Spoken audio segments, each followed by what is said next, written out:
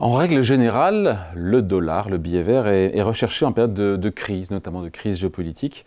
Un refuge qui semble peut-être un peu moins attractif sur fond de guerre entre Israël et l'Iran. Bonjour Xavier. Bonjour David. Xavier Patrolin, président d'Albatros Capital. Ce regain de tension, ce conflit ouvert avec des frappes, des représailles qui se poursuit entre Israël et l'Iran, on aurait pu imaginer que ça profite au billet vert. Apparemment, il n'en est rien. Qu'est-ce que ça nous dit? On est monté jusqu'à 1,16, on n'est pas très loin des 1,16 en parité euro-dollar. Qu'est-ce que ça nous dit? Il y a quand même eu une petite réaction, je ne sais pas pour désavouer immédiatement au début de l'interview, il y a quand même eu une petite réaction vendredi matin.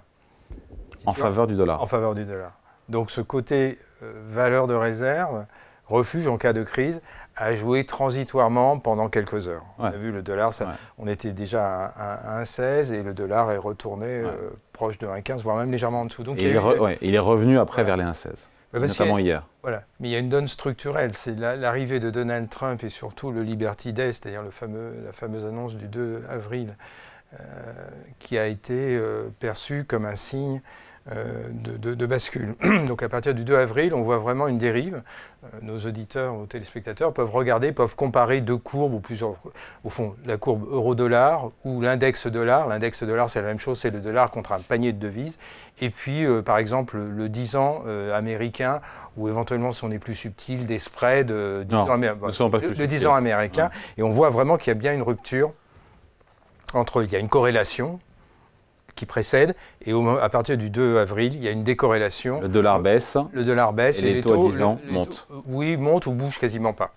Donc ça veut bien dire qu'il se passe quelque chose. Donc c'est le début. Mais ça ne suffit pas pour basculer, pour enlever le statut de réserve au dollar. Ça veut dire qu'il y a un début de défiance, et au fond, le statut de défiance, pourquoi? C'est la politique macroéconomique qui est suivie, et c'est le cadre juridique dans lequel elle a lieu. La politique aux États-Unis, bien sûr. Le cadre macroéconomique, c'est la volonté de réguler les déficits, d'amoindrir les déficits commerciaux. Donc amoindrir les déficits commerciaux, ça, tendanciellement, ça veut dire une dépréciation du dollar. Pourquoi? Parce qu'on veut on veut favoriser la production interne. Donc ça passe par une baisse du dollar, et on veut renchérir les exportations, donc ça passe aussi par une baisse du dollar. Donc là, implicitement, ça sous-tend une guerre tous azimuts contre le reste du monde, si je veux, du point de vue d'échange, ça implique une baisse du dollar. Alors c'est quasiment dit par les architectes qui sont derrière Donald Trump. Et ça a été perçu tout de suite. Et deuxième point qui, à mon avis, il ne faut pas minimiser, c'est le rapport au juridique. Donald Trump, c'est quelqu'un qui a un rapport au cadre juridique qui est totalement inverse des autres présidents. Jusqu'à présent, le politique était sous la domination du cadre juridique, donc il y avait une relative sécurisation pour les créanciers des États-Unis, mais aussi pour les Américains en termes de droit. On voit bien qu'ils bousculent tout. Au fond, il y a une prédominance du politique vis-à-vis du juridique, y compris vis-à-vis de la Cour constitutionnelle américaine. Et donc ça veut dire, c'est pas négligeable. Parce que quand tu prêtes aux États-Unis, jusqu'à présent, tu étais sûr d'être rémunéré, non pas qu'il y ait un défaut qui soit anticipé, tu étais sûr d'être rémunéré et franchise de taxes, c'est-à-dire qu'il n'y avait pas de fiscalité additionnelle.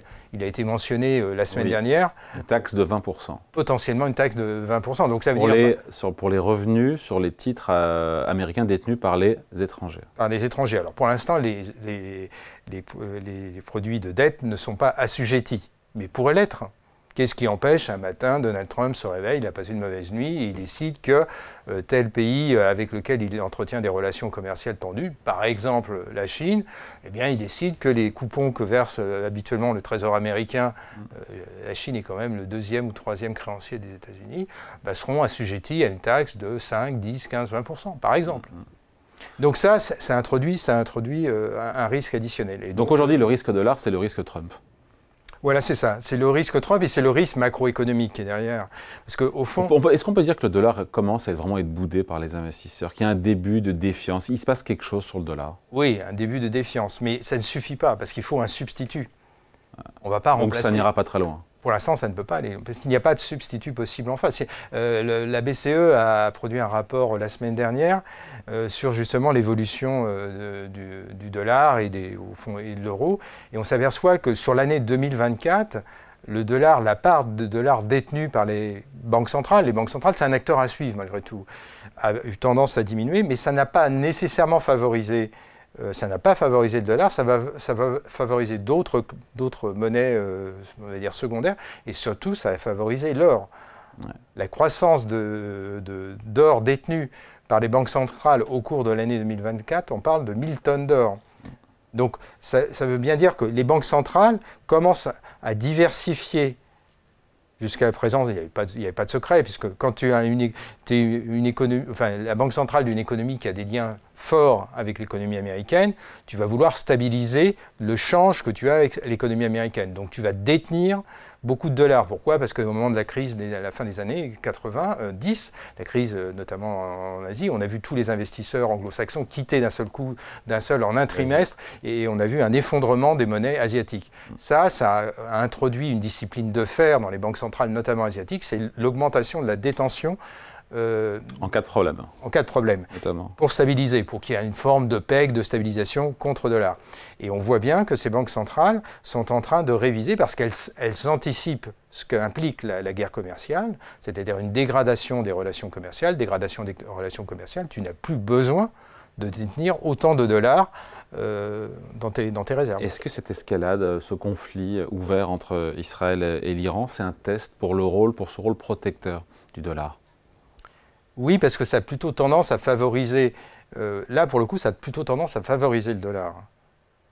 Même s'il est quasiment au point bas, ça a eu plutôt tendance à le favoriser. Au point bas sur... On va voir sur combien de temps hein? Oui, voilà, c'est ça. On va dire sur 4 semaines, il est quasiment, ou même sur 2 mois, il est quasiment sur ses points bas. En indice dollar, comme presque en euro-dollar, c'est la même chose.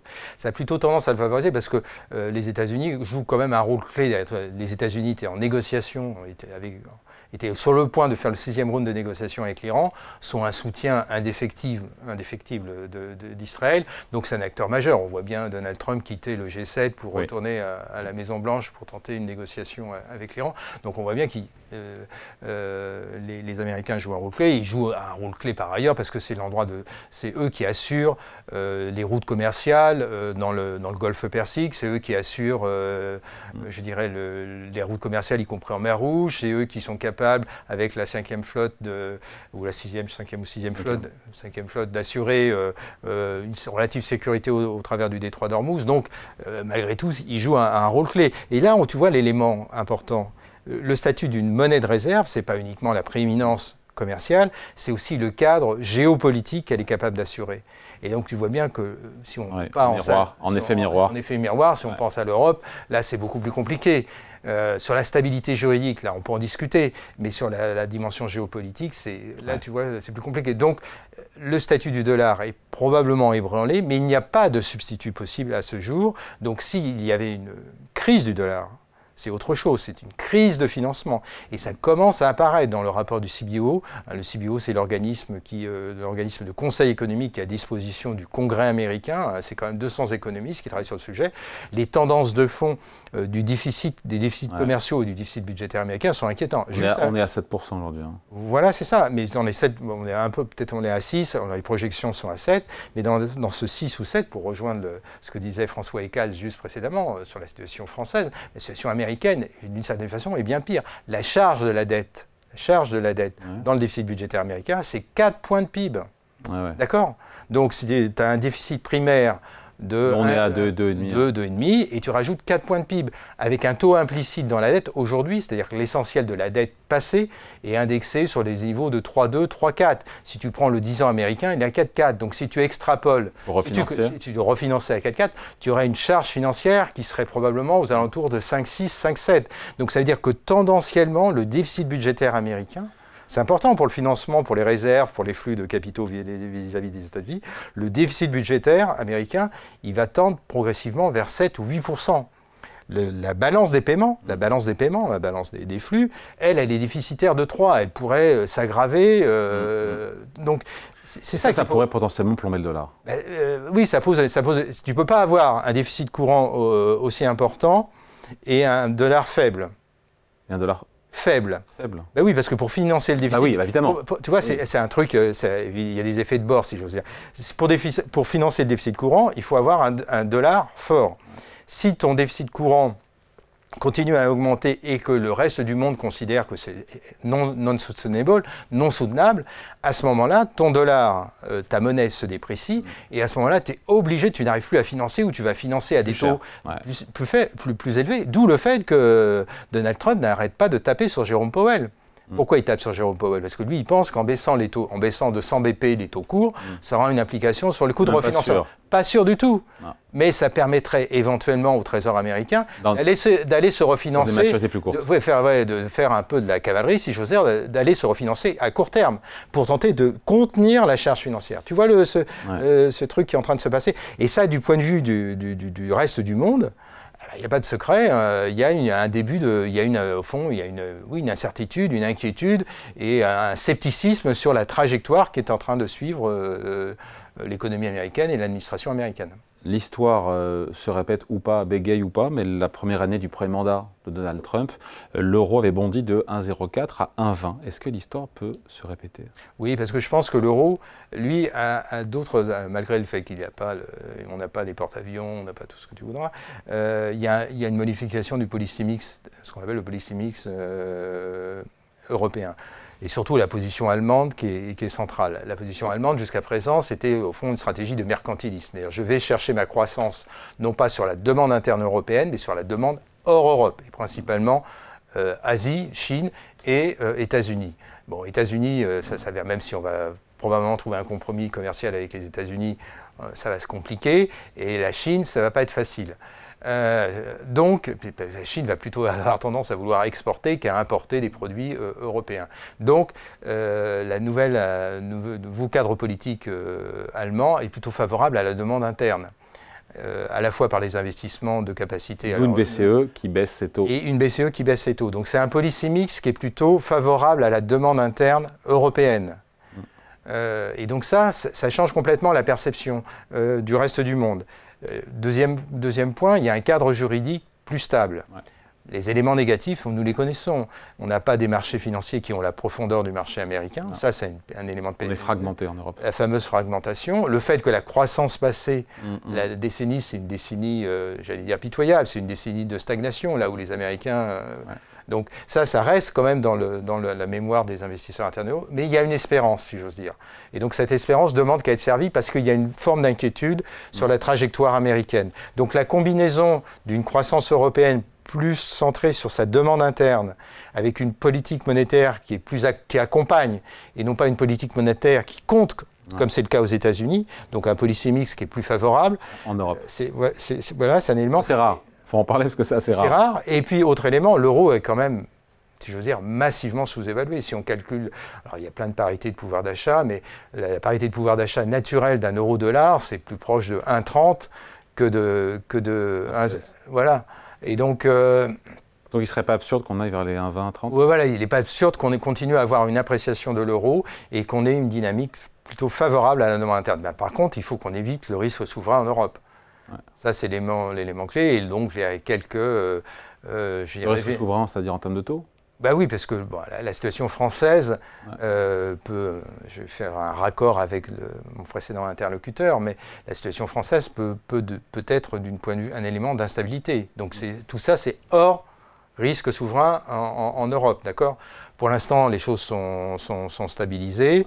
Mais c'est quelque chose à voir du coin de l'œil. Mais si on faisait un pas en termes de marché unifié, de marché des capitaux, là on ouvrirait évidemment un élément très favorable. Et si on allait alors un coup plus loin, si on permettait des financements au niveau de la zone euro pour un certain nombre de sujets, ça peut être la transition écologique comme ça peut être éventuellement la défense, donc là on créerait des souches obligataire euro garanti par l'Union européenne ou par la zone euro, là on franchirait un pas et donc ça serait favorable à l'euro. Ça serait favorable à l'euro.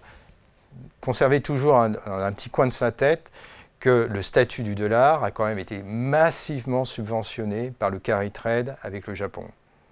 Carry trade, c'était la position s'endetter voilà, en taux court japonais à zéro, voire en territoire négatif, et refinancer toutes sortes d'actifs. Voilà. Les actifs changé, puisque l'inflation est revenue. Voilà, et puis surtout la courbe des taux japonaise est en train de et la Banque centrale est en train de se... On vit un changement d'air, on en parle très peu en France, mais on vit un changement d'air sur les taux souverains japonais. Hein. Voilà, c'est ça. Et la Banque centrale japonaise a clairement participé à ça.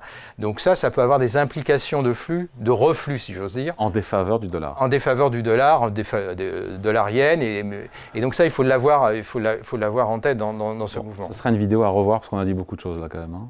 Oui, on est tranquillement en replay. Voilà, oui. Allez, merci beaucoup. Explication signée Xavier Patrolin, président d'Albatros Capital. Merci, ciao. Merci à toi.